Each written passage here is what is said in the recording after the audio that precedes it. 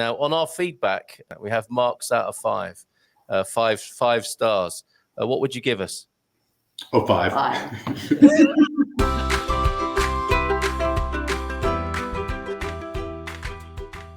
There we go. So welcome everybody to this Expats Portugal calling webinar on the cost of utilities. It's cost of living, of course, and specific focus on utilities tonight: electricity, gas, water, internet, phone, and I think there might be some other utility curveballs coming in. We'll go with your questions, and we have a lovely panel of folks who are sharing their intimate utility details with us this evening. First of which will be Jerry, and I've got Jerry's presentation on the screen here, which I will share now. I'm going to talk a little bit in general about utilities. Obviously, the utility costs will differ from every house and every apartment and so on. And so I will talk a little in general about it, and then I will give you the cost that I pay in my house based on the size of my house, and then we'll move across to our panel who can give some similar and add on some information, the cost of their house. To start the ball rolling, there's a picture of Carl's house. Yes, as if. No, yes, no, okay. And if you wouldn't mind, please, Carl, we'll move on. Can you click for me, please? Okay. So, as I said, obviously the cost of utilities depends on how big the house is, how many people live there. The average cost for one person in a 45 square meter studio apartment will cost between 80 to 90 euros per month. For two people in an 85 square meter apartment, we're talking somewhere around 120 to 130 euros per month. Click, please, Carl.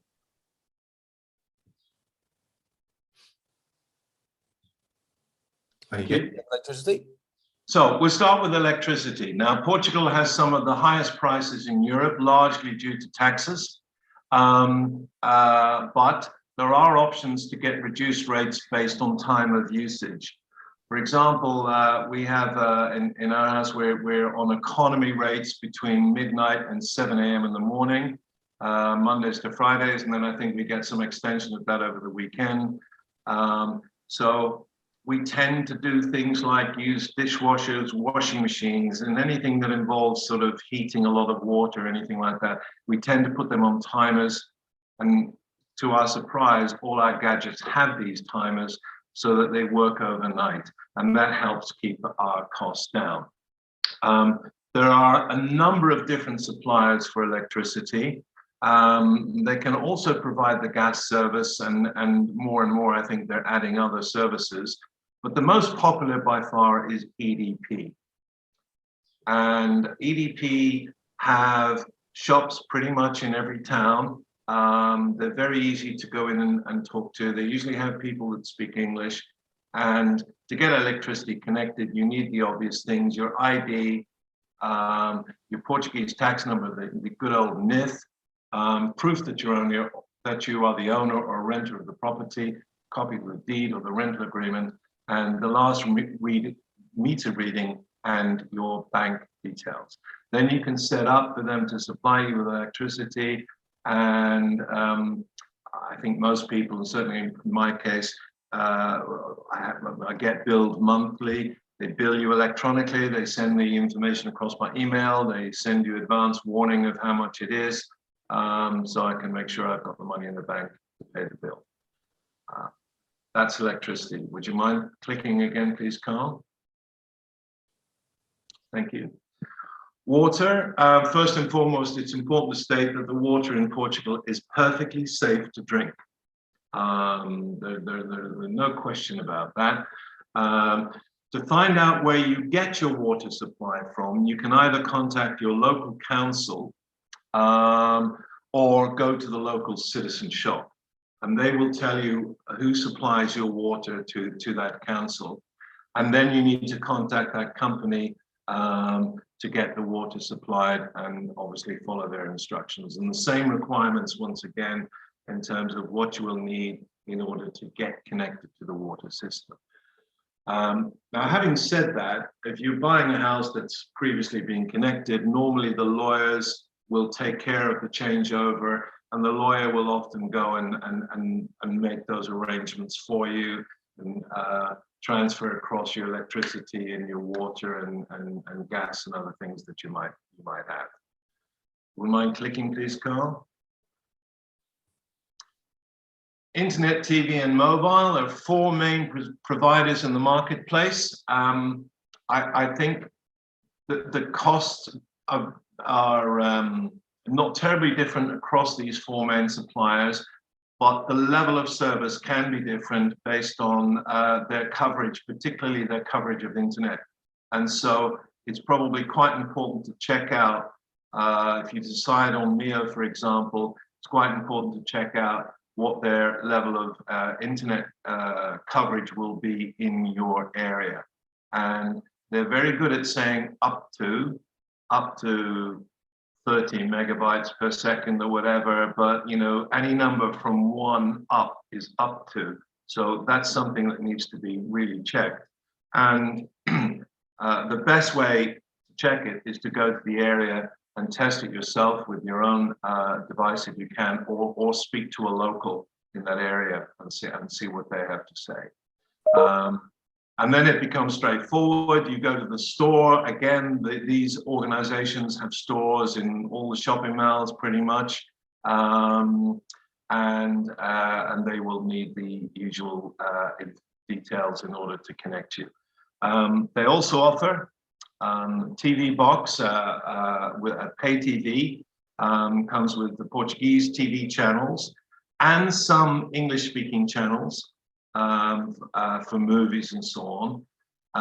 And there's sports channels for those that want them, and then a SIM card for mobile phones connected to the internet. Okay, thank you, Carl. Gas is wisely used for heating, both central heating, water heating, and cooking appliances in Portugal. Gas is expensive, and it's ranked the 3rd highest in the EU. Bottled gas is most commonly butane gas. It can be bought in small quantities, usually 10, 15, or 20 kilograms in bottles, and is usually kept in the kitchen under the sink. Bottled gas is often used in gas type heaters in the winter in houses without central heating, but may also be used to heat water. Now, I personally have gas central heating, and I discovered that it was much cheaper to put have a storage tank buried in my garden, which holds 1,000 liters of gas, and I have that topped up 2 or 3 times a year. I'll come on to my own costs in a moment, but it works out about half the cost of buying bottled gas. So if you use a lot of gas, that's a more efficient way of doing it. It didn't actually cost me anything other than the labor to have the hole dug, but it didn't cost me anything for the tank or the connection or whatever. But of course, I had to sign a contract with the gas company. And again, gas is often bundled with electricity, but you can select different users if you prefer. I personally do. I use Repsol for the gas and EDP for my electricity. I think we'll come on to bottled gas in more detail when we speak with Matty shortly. He's got some information on that. So thank you, Carl. Property tax. In Portugal, we pay a property tax, often known as council tax or rates. And the tax rate differs according to each different municipality, and they determine their own rate. These are, if anyone's not familiar, these fund the services provided by the local councils, things like waste collection, waste disposal, school buses, maintenance of streets, that sort of thing. And you pay this tax on the TPV value of your property, and it's payable by the last day of the respective tax year. The rate, to calculate the rate, you multiply the TPV value with the applicable rate, which can be somebody's just popped up in front of the screen. I can't quite read that. Here we go. Between 0.3% to 0.45% of the TPV. Now, the TPV is not necessarily the commercial value of the property, and it's not necessarily the money that you will pay to buy a property. It's the value that the council put on the property. And I'll come on to my own TPV at the moment, which seems to be valued at about 1/3 of the actual value of the property. I don't know the logic of all of that. That might be something that Anna could expand on. Thank you, Carl. So let's look at the cost of utilities in my house. Now, my house is 269 square meters, 2 people and 2 cats. We use electricity for lights, cooking and appliances, and our average cost is 65 euros per month. For our water supply, and this excludes the garden and the pool, so this is washing basically, the average cost is 14.53 euros per month. Gas, I mentioned earlier, we buy in bulk. Our heating system, gas is quite expensive at the moment. All heating is quite expensive at the moment. It works out at an average based on the current prices. We will pay an average of 305 euros per month this year for gas heating. Now, I've got to say that I'm very liberal with the heating. I don't believe in being freezing cold. I like to be able to move around the house without any discomfort. And so generally we just turn on our central heating system when we need to turn it on sometime in November and turn it on and off again, hopefully in March, but I think we almost stretched into May this year before we turned it off. Our hot water heating is also supported by a solar panel, which heats water during daylight hours, and that doesn't cost us anything, obviously, in terms of running. We have an internet, TV, and mobile phone package with Mio, which costs us 51 euros per month, plus an extra 10 euros per month for an additional mobile or cell phone. Our sewage, we're not on main sewage in this area, and most houses in the countryside in Portugal will have some sort of septic tank system. It costs us about 40 euros per year to have that emptied. And people tell me you don't need to empty it, but I personally like to have it emptied. I don't believe you should leave this stuff sitting around forever. And for the sake of 40 euros per year, it's good peace of mind to have that done. We have log fires, which we tend to use more for decorative purposes. But we have, because we're in the countryside and because we have some land, we have free wood, and you know that's quite common. To water our garden, and we have a sprinkler system, and to keep the pool topped up, we take water from our own borehole, which doesn't cost us anything once you've paid for the cost of installation of the borehole, which I believe is very expensive. I personally didn't pay for it. I bought the house with it already done, but I think the cost is somewhere around 8,000 to 10,000 euros to have a borehole sunk and the pumps and so on installed. The rates on our house, the property tax, with 269 square meters of house and 10,000 square meters of land, is 304 euros per month. So I don't quite understand how that's calculated, but I'm happy to pay that price. And I think it's excellent value for money for the services that we have available. And I see that our neighbors have 3 young children. Each child goes to a different department in the school. So 3 school buses come up the lane every morning to pick them up, and 3 school buses come up the lane every night to drop them off there. And that's all part of the council tax and so on, and I'm very happy that we contribute to that. So for our house, based on the size of the house and just 2 people, the total cost of our utilities is an average of 475 euros per month. Okay. Thank you very much. Okay. And at that point, Carl, I'd like to then sort of, that hopefully now leads on for our other members of the panel to talk a little bit about their own costs. Yeah, absolutely. Just to clarify, you may or may have not said where you live in Portugal. There was a question about that, Jerry. Your location for this sort of level. I live in central Portugal, between Tomar and Coimbra. Okay, thank you very much for that. And somebody was asking, is Carl's slide that his house is 269 meters squared? That's Jerry's house, not mine. No, that's not my house, but our house is 269 square meters. Yes. There you go. And yeah, that was a slide for a serving suggestion slide at the beginning, wasn't it? It wasn't. Actually, that wasn't even my presentation. Astrid did that, so I just added a few bits to it. Okay.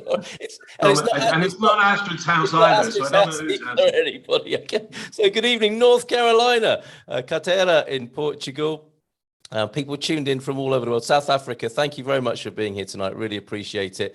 And I'm sure from our panel here, people from the Ask Our Expats team, Ask Our Experts, Ask Our Expert Expats team. We have Thomas, Anna and Pam, and also Matty joining them this evening, who may have been inspired or triggered by some of the information they heard there to jump in and add something to what's been said already, where they may have got a better bargain or want to furnish the information a little further. Thomas, you had something to say about the septic tank, for example. Do you want to go next and say a few things? Yeah, sure. I've put together, not having seen Jerry's side, a few which I will not bore you with in detail, but I'll just pick up on a couple of points, because what we've got in our setup, he says, talking slowly while he tries to screen share, you know what is a slightly different kind of setup to Jerry's. So there's two of us working from home. We divide our time between two properties. And I just wanted to give you a brief oversight of what we've got as a comparison. So we spend about 70% of our time in Santarém, where I'm sitting now. It's a 17th and 18th century house with very thick walls. So it's really quite well adapted to the climate pre-technology. We have electricity, primarily the high use things are an electric water heater in the bathroom, which we have on a timer. So it comes on between 4 and 6 in the morning and heats enough for the whole day. We have an electric oven and we use electric heating because there is no central heating here in the winter. And we pay between 48 euros most of the year and about 200 for those couple of months in winter where we really need to use the heating quite a bit. And we've got 6.9 kVA, which is the power rating. If anybody's interested in talking about power rating, we could always come back to that at some point. And we spend about 30% of our time in Shamushka, where really the only thing we use electricity for beyond, I don't know, a fridge and a television is heating in the winter. And we spend 25 to 40 euros a month, depending on the time of year. Just a couple of notes on it. Some of this Jerry's touched on. Redes is what was called EDP Distribuição previously, as the network owner. And if you're already in Portugal or you've got a contract, their website has really good information about your usage.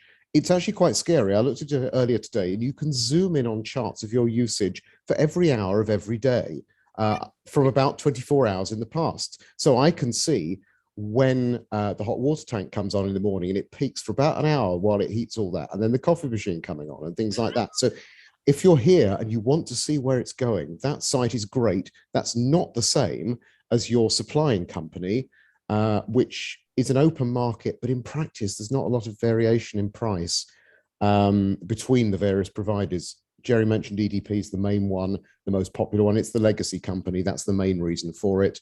They have a habit, and they're not alone, of adding on items you might not need to your electricity bill. So check them. You might find you've got a health plan or a service plan or something like that that you didn't want. Those are things that might be bumping your bill up. The power rating I mentioned, it's important because everything that you're billed for is billed based on the power rating. So you pay more as a daily standing charge and more per unit if you've got a higher power rating. So whether you need it or not, you're always paying more. And the electricity bill also includes your TV license. I don't know if it's a flat rate. We pay €285 a month for a TV license as part of the electricity bill. We don't have mains gas in either property. I popped in the chat, somebody was asking about mains gas. It's limited to generally urban areas and not even all of the urban areas. It's in most of Santarém. It's not in our streets around here. We use gas here for our hob and for a kitchen hot water heater, oddly the way the house was set up. And we use it for all of our heating and hot water, hot water and cooking in Shamushka. It's bottled gas in both places.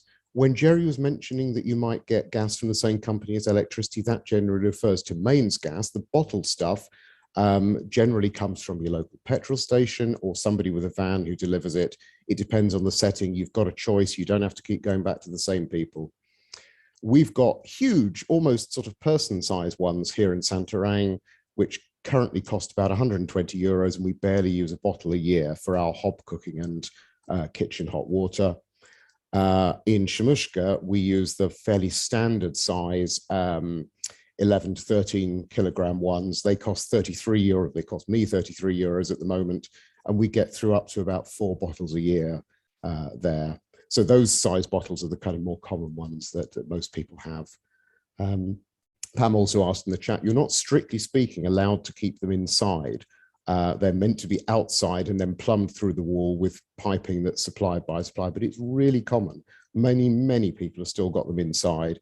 If they're set up properly, they don't need to be unsafe, but they're not technically compliant anymore like that. Water, you don't have a choice who you get your water from. As Jerry said, it's going to be whoever supplies water in your area.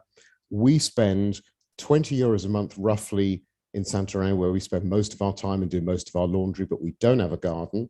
And we spend 10 to 20 in the other place where we do have outside space. So the higher end is what goes on the watering.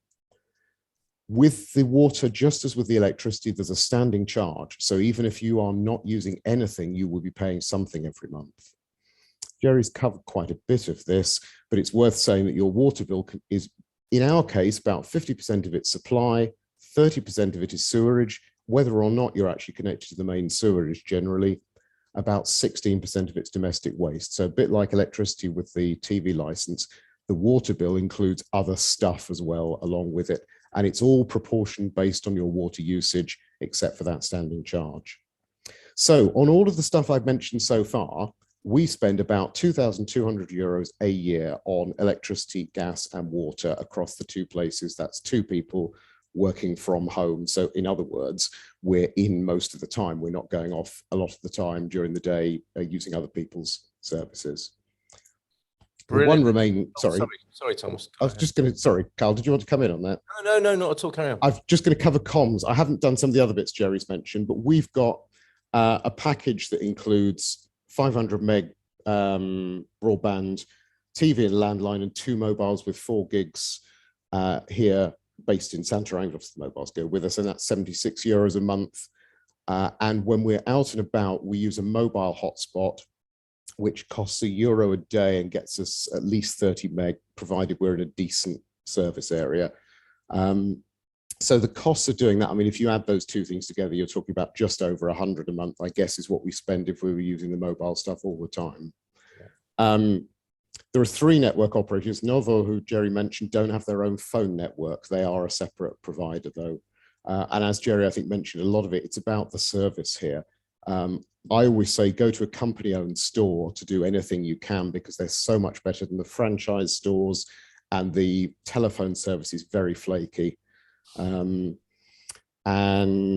yeah, and some of you have noticed, you know, limited data, in other words, not unlimited data on phones is still the norm here. It's quite hard and expensive to get unlimited data. So get into a habit of using Wi-Fi, switching off your data at home and things like that, unless you want to be paying significantly more than I just mentioned. Yeah, well said. It is punishing when it goes above the agreed limit as well. Yes. Sorry. And I think that's me done. Thomas, brilliantly thorough as ever. Thank you very much for that. Really appreciate you being here tonight and doing that. You made a couple of interesting points there. Your older house was built before technology for heating and infrastructure and so on. And the modern houses are built as though energy was going to be unlimited. We didn't foresee the current situation. So there's a really good point you make there about house construction and how that might affect your utilities in the future. The hob might have been lost in translation. The hob is the top burner. I don't know if that's a literal translation for Americans. What do Americans call the hob? Those are the gas rings on the top. Some people just needing that, and it's very good. Stove, the stove top. That's right, the stove top. I've heard that in Forrest Gump or something like that. The stove top, and if that's your only need for gas, that's very good value. Water, we're seeing there an incredibly good value here in Portugal for sure. And Pam, thank you for your point of order on the keeping gas outside the house, range top as well as stove top. Pam, you might like to go next. I know you've had a very busy day, so thank you for being here. And a really good health and safety tip on the gas and keeping it outside. Do you have something to add to what Jerry and Thomas have shared with us so far? Thanks, Thomas. Yeah, I've not prepared anything fancy like the other two, but I can, I think, share just a document I've made, just quickly throwing together what my... You have made something, bless you. Yeah, it's not fancy.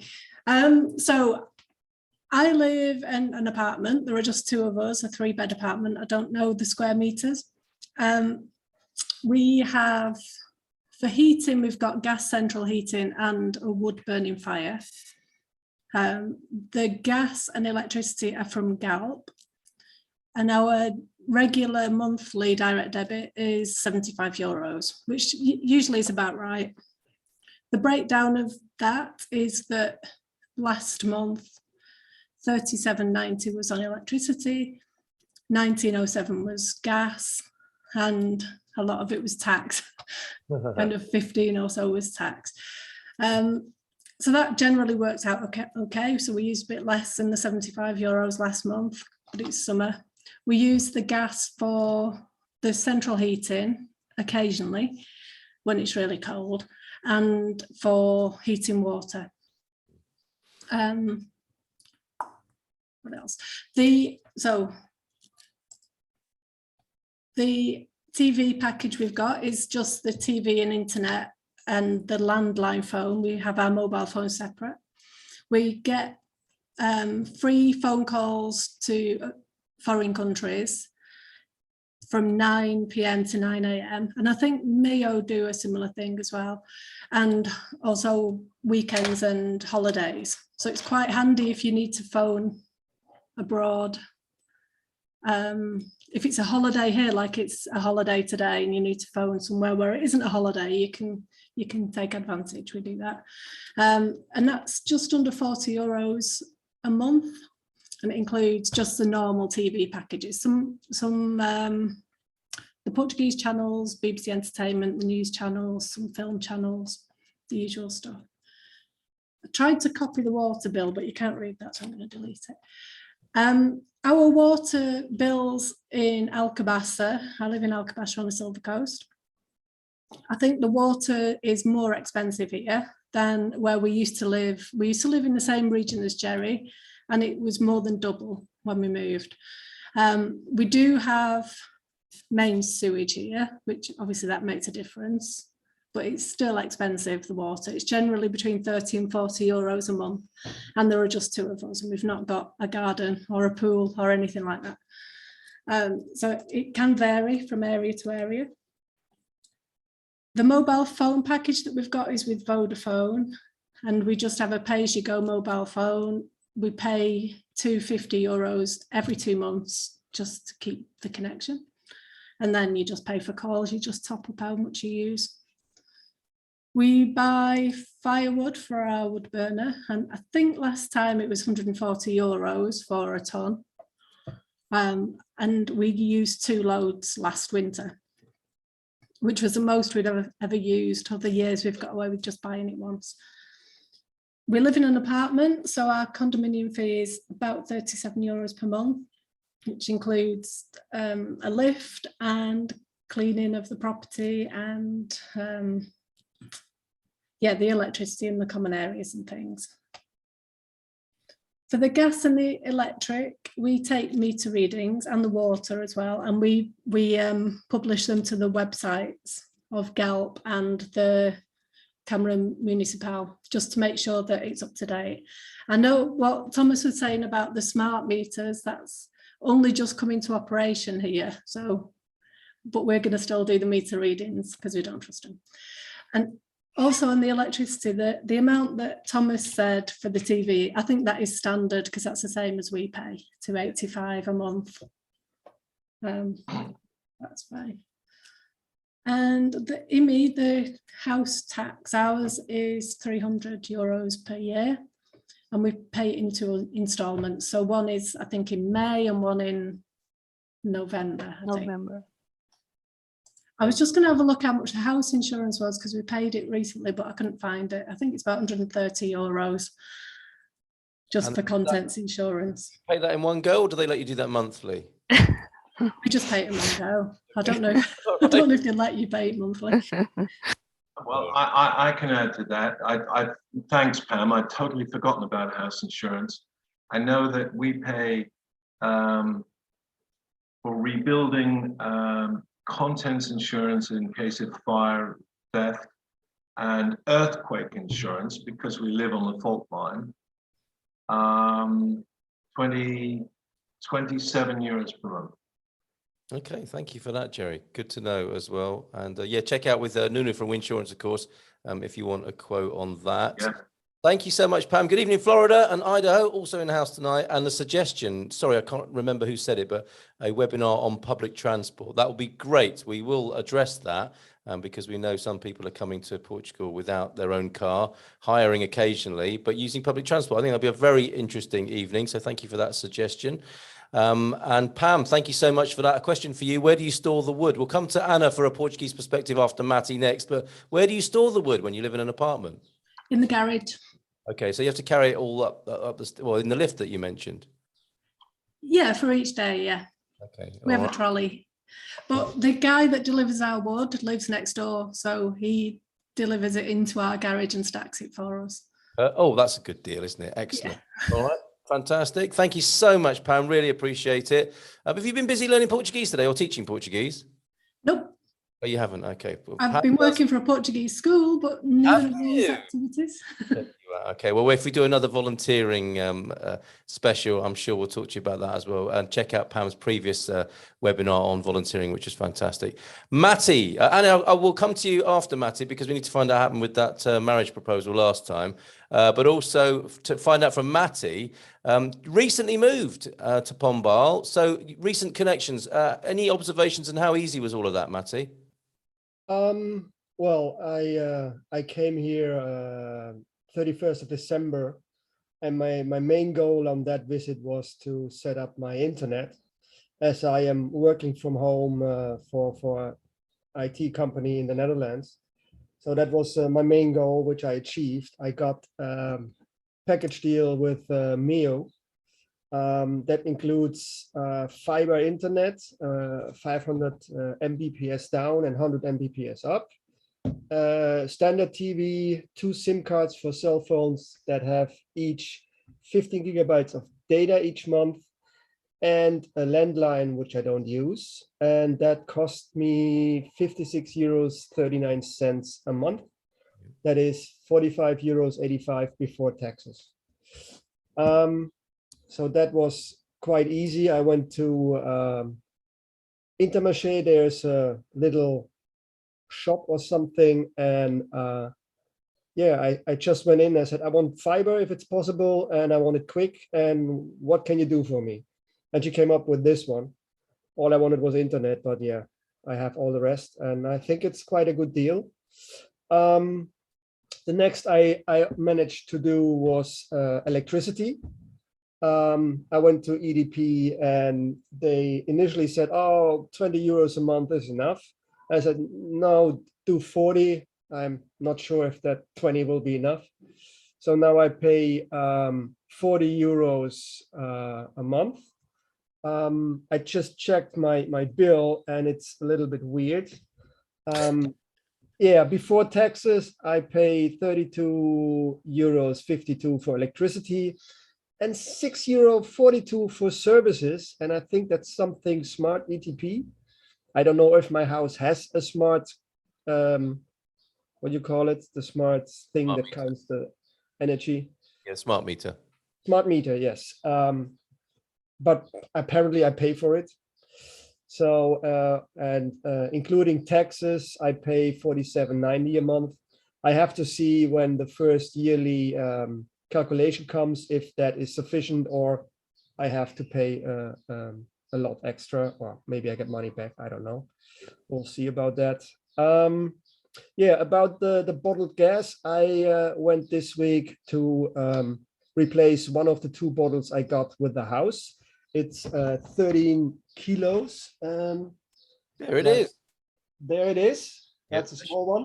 Shouldn't be in the house, Matty. You've just heard that. Shouldn't be in the house. It's in the house because my house has no other option. Okay. And I only have 1 bottle connected, so I don't think it matters. But it's only used for cooking. And like I said, the house came with 2 bottles already in the house, and the first one was empty last weekend. So I replaced it, and that cost me 34.60 euros at a local building depot or something like that. Carlos Baptista. I don't know if that's a chain or if it's really just a local shop. What else? I went to a local tire shop to switch my set of winter tires for summer tires. I already had the wheels and tires prepared, so it was just removing the tires and getting the others fixed, and that was 20 euros. Wow, that's such a German thing, though, isn't it? We don't tend to think about too much about that. Think of winter tires here. Yes. Well, if you drive through certain countries in certain periods of the year and you don't have them, you get fined. Yes, which is another webinar we might do after my recent experience here in Portugal. But anyway, let's not talk about fines tonight. Matty, 2-bottle system.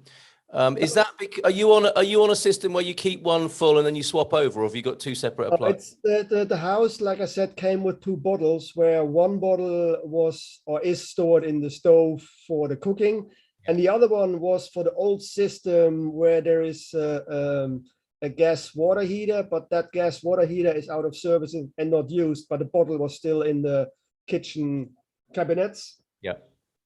So I just used that one for the stove, and I will replace the new one then in that cabin. So it's just the cooking. What else? I went to the vet with my German Shepherd for standard consultation. I got 2 types of medications for her, and I paid for that visit 73 euros. One of the medications I had to replace, and that alone was 16 euros. I don't know what the other medication would have cost me. It's not due to being replaced. And I went to a groomer with a German Shepherd for just washing and hair drying, and that was 25 euros. Okay. And I think that's all of my numbers. That's brilliant. That's really helpful for the pet owners here. And were you asked for your NIF number at the vets? No, but I gave it anyway. Good man. You're in the habit. That's very good. Very good. Very, very disciplined. And the reason I ask is because, as Jerry may have mentioned, I think that with any of these contracts, you'll need a NIF number to go into the contract. I want to say one thing. When I went to the local loja, what is it called? Yeah. Yeah, where you Loja do Cidadão. Yeah, do beg your pardon. That one. When I asked for the residency, that was no problem. But when I wanted to get the water also in my name, they said, no, we can't do that because my rental agreement was in English. Oh, really? So the water I don't pay for the water right now. Okay. Well, that's good. Well done. Get in touch with Matty privately to find out how he does that. That's superb. Thank you, Matty, on that. Loja, actually, one more thing with you. It sounds like you found it fairly straightforward, because that could be a sort of an expat terror moment when you've got all these utilities to connect. I mean, Phil's saying do it through your real estate agent, which he did. Matty's done a lot of these himself. You found the process, I mean, you're quite an adventurous guy, but you found it fairly straightforward? Well, if if you have somebody across the table that does speak at least a little English, it's easier than somebody that says now. Yeah. And in the Loja de Cidadão, the person did not speak any English, so that was a little bit more typing into Google Translate and holding up the phone, but you get there in the end, and you know, even the person did not speak English. They did notice that I'm trying my best, and they tried her best. So we came out okay. At EDP, the person did speak English, so that was no issue at all. Same in the bank when I got my bank account. When I got my NIF, it was a person that did not speak very well English. So that was a little bit of a challenge. The bank account and the NIF I did during a vacation in September to prepare for my move. Mhm. I did both in one day. Everybody seemed to be surprised about that, but I just went there and got them. Yeah. What else? I'm just getting a sense of how challenging or easy it was. You're not completely grey or wrinkled as a result of this, and he survived it, everybody. So that's good to know. So if you're adventurous, you can do these things. Going with your the previous owner is a great tip from Thomas, which means that everyone is paying what they're meant to be paying, and you can make the switch over happen with less of a problem, I suspect. Yeah, I'm planning, because the owner of the house will be in Portugal in August, he said, and I'm planning to go with him to the Loja de Cidadão to fix the water thing, or maybe we get some other agreement where I pay him or whatever. He wants all his money back. Okay, yes. Thank you, Matty. Do jump in further along down the line if there's something you want to answer for anybody. But we go to correct pronunciation, Loja de Cidadão with Anna now. Have these expats done well, Anna, or have they been ripped off? No, they have. I think they have done well. Oh, Yes. excellent. Well done, everybody. Did you want to add anything to that? No, I did also here a little drawing with my utility bills. I don't know if Yeah, you want me to share. Yeah. Okay. So Matty lives. While you're doing that, Anna, Heather was asking where Matty lives. That's in Pombal. Expect a visit from Heather. And the old owner says Phil will often have a photo of the meters to cut over and pay up to the moment. yes, Oh, yeah, taking a photo of readings is that's a good advice, because you need to give the readings, the correct readings, every time you end the contract and when you start a new one. Yes. Well, look at this. I think the prize for the most beautiful presentation tonight. You say you've done a little drawing. This looks fantastic. Yeah, I just went online and Did it out as well. change the change the letters and the numbers. Okay. So I live in Cascais, as you know. We have a house. It's not an apartment. We have a little garden, and so we have extra water for the garden. So we pay monthly 104 for electricity, because we pay the same amount every month. Even it's like every month the same, and in the end of the year we pay more or we receive some money back. It's like an agreement, so we do not have higher bills during winter. We have everything electric except we have a cooker, I don't know the name, with a gas bottle. Okay, so electricity we use for everything, to heat the water, to use all the appliances, and we have a heat pump to do central heating in the house, and that's why we pay more, because in winter we have the house very, very comfortable. We do not like to have cold houses, so we are with our t-shirts inside of the house. Every month we pay about 45 to 55 euros for the water, and I have to tell you, Cascais is very expensive for the water. I believe there is one municipality which is more expensive, which is Povo de Varzim in the north, And then I believe it's Cascais the second. So it's a lot of taxes and a lot of money to pay. So we are only 3 people living here, and we pay almost 50 euros every month. So as I explained you, we only use gas for the to cook the meals, and we only use usually 1 bottle every 6 months or less. If we use more the electric oven or we eat outside, so it's less than 1 bottle. For internet and TV, we have a Vodafone, and we do not have the cell phones in the same bill, so we only pay 34 euros. And we have the internet, the landline, and the TV with 300 channels. I don't know, it's a Vodafone agreement, and we pay our cell phones for the company, so we do not have them in the same bill. I also had it here. For you to have an idea, we have a housekeeper that comes twice a week, 8 hours, so 4 hours each day, and we pay 235 euros per month. And we also pay insurance for her, which is about 35 euros per year. But housekeepers earn 14 months, so it's not 12, it's 14, as all Portuguese have salaries 14 months. So it's only another option for you to have an idea. For the house, we pay about less than 200 euros for the insurance, and we have also earthquake and fire and everything insured, of course. That's interesting point you make there. As Nunu said when he was on the morning show a couple of days ago, it's your responsibility to have workplace insurance for people who work in your house. Yeah, it's mandatory. Yeah. Yeah, you should have it, because if she hurts herself or she fell from a window or something, it's your responsibility to have that, and it's very cheap, so it's no excuse to not have it. It's So, the right thing to do, absolutely. And 14 months, that's an interesting one. Some people may not have heard that before. Portuguese people get paid 14 months of the year, don't they?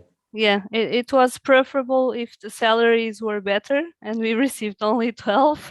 Yes. But that's how they did it since I believe it's since the revolution. At least the 13 months was since the revolution, and then the 14 month was added later. But Okay. yes, everybody receives 14 months. Yes. So extra for Christmas and extra for holidays. There you go. A nice little added bit of value in your presentation there. Thank you so much, Anna. Really, really appreciate it. You and everybody, Matty, Thomas, Pam, and Jerry. I just want to add one thing. What Nuno said about insurance for people that work in your house. Yeah. You need the insurance even for them coming to your place and going home. So if they have an accident on the way, then you also need that insurance, because you also have responsibility. It's called the working insurance, and it covers all the way. Yeah. Coming home, having lunch if they have the schedule to have the meal, and going home. And when I have already used mine, unfortunately. So a couple of years ago, I fell on the street when I was going to work, and the insurance from my company where I worked paid everything, the hospital, and even the parking, because after that I needed to go by car. I could not go on the metro. And so they even pay the parking for me to take the car to go to work. So it's a mandatory insurance that you have to have. Very interesting. Okay, well, I'm sure that'll be covered again in another insurance webinar that we have. But that's a fantastic little insight into. Or sorry to hear of your accident, but that's a very interesting insight. Nothing serious. Just glad to hear it, Anna. Thank you very much. So I think we'll end the recording there, unless any of our panel have anything to add. Jerry, did you want to round up? Well, I would.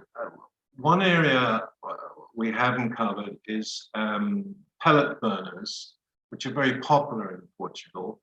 And I think, if I may ask Anna, just to sort of talk a little bit about that. Because you had pellet burners previously, yeah? Yeah, we had here 3 experiences already. So in the early 2000s, we had a petrol heater. So the truck comes and fill out the deposit with petrol, and it heated the house. Then the petrol become expensive and it's more polluted. So we changed to a pellet burner. And so 2 years ago, we changed from the pellet burner to the heat pump. So from our experience, I can tell you the best option is the heat pump. It's more ecological. It does not give you any work. You do not have to clean or to carry the pellets or anything. And it's working perfectly. And it was an investment, but you know, there is some kind of money to support these kinds of investments in the houses in Portugal, and you can apply to this program and you get some money back. So when we had the pellets, the burner cost us about 5,000 euros to install the pellet burner, and every year we spend about 2 tons I don't know, 2 tons of pellets, which was about 900 euros to buy the bags and for them to carry here, because they have to bring a truck to bring the pellets. And we have a big garage to keep them there. So, and every day you have to go there, replace, put new pellets, clean the burner, etc. So about 2 years ago, we changed for the heat pump. Oh, now I just saw this weekend, the pellets are 4.69 euros. They are selling the bag of 15 kilos, which is about 1 day. So it's not a cheap option. And so the heat pump costs us about 4,000 and something, because we had all the pipes and everything. We could use the same. It was just changing the pellet burner to the heat pump. And we receive approximately 50% of the money from the environment funds that the government gives the people that do these improvements in terms of environmental stuff for your houses. So, Very good. so your recommendation really would be, if you had pellet burners, it would be a good option to upgrade to a heat pump, right? Yes, if you have that opportunity, yes, because you have no smoke, you have no work doing it, and it's less expensive. From our experience, the 900 euros that we spend every year, it's less than the difference that we pay in the electric bill to have and we have also solar panels. So some time of the day, the water is heated by the solar. The heat pump only acts when there is no sun. So it's not a full day working, of course. Great system. Forgive me if you said this already, Anna. What type of building do you live in? It's a house. Right, It's not an apartment. Okay. Because ground source heat pumps would be a bit different. Apartment setting there, of course. Okay. And Carl, somebody's asking about solar, and I can just share my own experience on this. I looked at I had just a solar panel just for hot water, and if we were really disciplined and took our showers in the afternoon rather than first thing in the morning and stuff like that, we'd actually get free water heating. But nevertheless, it's quite good for supporting our water heating. But I got a quote to cover the whole house, provide the whole house with solar. And there are some really good incentives at the moment and some good government grants and things. But for my house, the quote was, in round numbers, 3,000 euros, which sounds pretty good, except that power is only available when there's sunlight. And if you want to use the power when you really need it, like at night, and then you have to store it, and then you have to buy batteries, and the batteries would cost about 15,000 euros. So now I'm nearer to 20,000, and the batteries have a shelf life, and they probably have to be replaced every 5 years. So my decision was, with the length of time I've got to live, it's not worth it. But I think if I was able to take a longer view of it, which you need to be able to take a sort of maybe a 20, 25-year view, then I think it becomes very worthwhile. Just to a little extra information. We have solar panels, not the photovoltaics, but the solar regular. And I can tell you that in the end of the day, the water, it reaches the 70 degrees, meaning during the night it loses some degrees, but in the morning when we go to have the showers, the water is still close to 60 degrees because it does not lose a lot of temperature, meaning that we use the solar during the day, and during the night the water is kept warm enough for us in the morning to take the shower. Of course, it's not they didn't install a big enough water storage deposit. tank. Yeah, but That's not we common, use is it it? like in winter. It's possible even in winter days. If you have some solar, some sun during the day, the solar panels heats the water enough for you to have a shower. Of course, if it's all day winter, no, you have to use the heat pump. But in good days with a little sun, it heats enough, and it keeps the water warm enough during the night, so in the morning you can have hot water for the showers. Yeah, I put down on the chat the link for the environmental program to support. That's really helpful. Yeah, Okay. I was going to suggest as well. I've got one question and then a suggestion. With the electricity, it seems quite high, but I actually you've answered it with how you heat your water yourself. But others here, I think, have said when you heat water with electricity, if that's the only option you've got, and sometimes it is in an apartment, that can be very expensive. And showering is because electricity is expensive in Portugal. In cities where you have natural gas, it's less expensive than electricity to use in central heating. But here where I live, we do not have natural gas. We only have the bottles that you buy. So we need to go with the electricity. Very good. Okay, so if you want to talk at length with Anna about this, she is part of our Ask Our Expats team, along with Thomas and Pam. So there may be things they've said. You can book them for a one-to-one on the Ask Our Expats tab on the website and pick their brains. They've given you a lot tonight already, but you can speak to them one-to-one and make a booking with them. Matty's not available on the same basis yet, but you might be able to take him out for lunch. Never know your luck. Take him out for lunch in Pombal, and I'm sure he'll talk to you about his experiences. Carl, can I just add some information? I paid 104 every month. You may say it's a lot. Yes, I did think that. Yeah, but the question is, I could pay like 50 euros during the summer, but then when I hit the central heater, it will be more expensive. So we prefer to have every month the same amount, and then to have smaller bills during some months, and then to reach out the winter and pay 300 or something. Fair enough. And so that's the difference. Okay. Anna, I think that's incredibly good value. You're paying less than half what I'm paying. Yeah. And I can tell you the difference. Before we had the heat pump, we paid about 60, 70, and we had to add to that 900 euros of pellets. So the difference is in favor of the heat pump. And the trouble of and it's just we have a timer and we do not worry about anything. The heat pump turns on when the temperatures rise and turns off when it rises and turns on when it lows. So it's a good solution. Yeah, superb. Okay, well, thank you, Anna. Thank you to Matty, to Pam, to Thomas and Jerry, of course.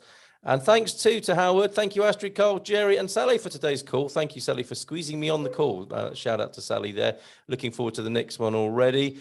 Maybe a solar special as well, judging by some of the comments. And from, I think it was it Heather who was saying thank you as well. Somebody else put a really nice comment thanking us for the information tonight, which has been, let's face it, it can be a bit of a dry subject, but you guys have done a brilliant job tonight. Thank you so much, says Heather, for all this info. invaluable. So we'll leave the recording there for the time being, and you can ask your personal questions to the panel after I stop the recording. Thank you very much.